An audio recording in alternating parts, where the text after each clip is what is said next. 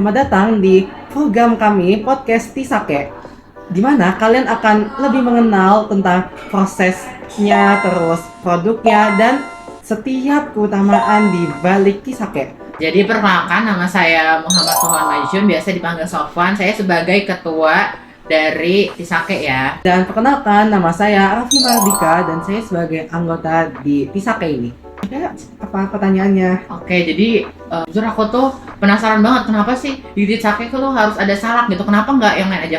Kenapa nggak usah diadain aja gitu? Kayak penting banget sih salak ini. Oke, slow. Jadi kenapa kita milih salak? Karena di Banten ini punya potensi yang melimpah sekali ya komoditasnya kayak salak. Nah, ternyata salak yang sering dipanen itu kadang sering dibuang, makanya akhirnya kami tuh milih salak gitu tuh. Gitu aja. Oke. Pertanyaan dari Raffi mungkin nih. Kalau dari saya sendiri, kenapa harus ditambah daun kelor juga? Nah, jadi kalau daun kelor itu kami mengangkat daun kelor karena memang daun kelor itu salah satu komoditas lokal di Banten yang memang unggulan juga. Terus kami juga berpendapat, dan kami juga dari hasil research itu kami menemukan bahwa kelor ini sangat jarang dijadikan suatu produk yang inovatif gitu. Dan juga ada pendukungnya nih dari program gerakan menanam daun kelor dari Provinsi Banten gitu. Jadi sangat oke gitu untuk kami angkat gitu sih. Jadi mungkin saya mau nanya ya lagi. Jadi untuk packagingnya itu kayak kok kelihatannya simple aja gitu loh. Kayak kenapa ya?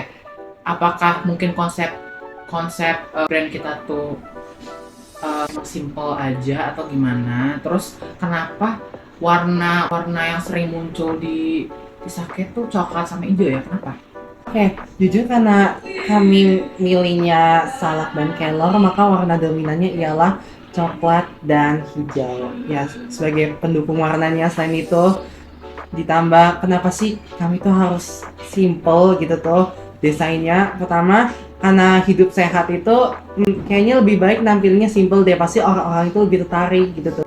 Kan kayaknya lebih gampang. Berarti dari sisi psikologis ya berarti? Iya, gitu, main di psikologis. Oke, terus kalau misalnya dari saya, kira-kira nih, kenapa di Tisake itu tuh nyoklatnya tuh lebih dominan nih ketimbang kelor?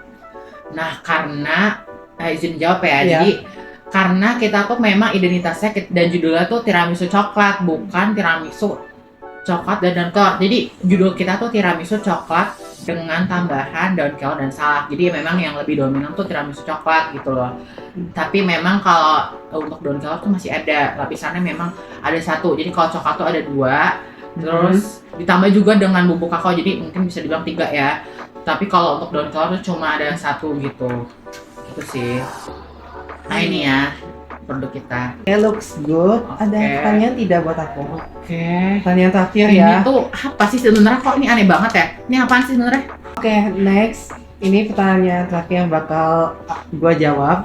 Jadi ini tuh salak crumble atau salak kering ya. Di sini kami tuh buat sebagai topping nih di salak supaya salak itu tidak kosong nih di kuenya. Ini tuh dikeringin ya, terus dikasih bubuk kakao sama gula halus, makanya jadinya ada asam-asam manis gitu loh, paduan gitu. Itu ya.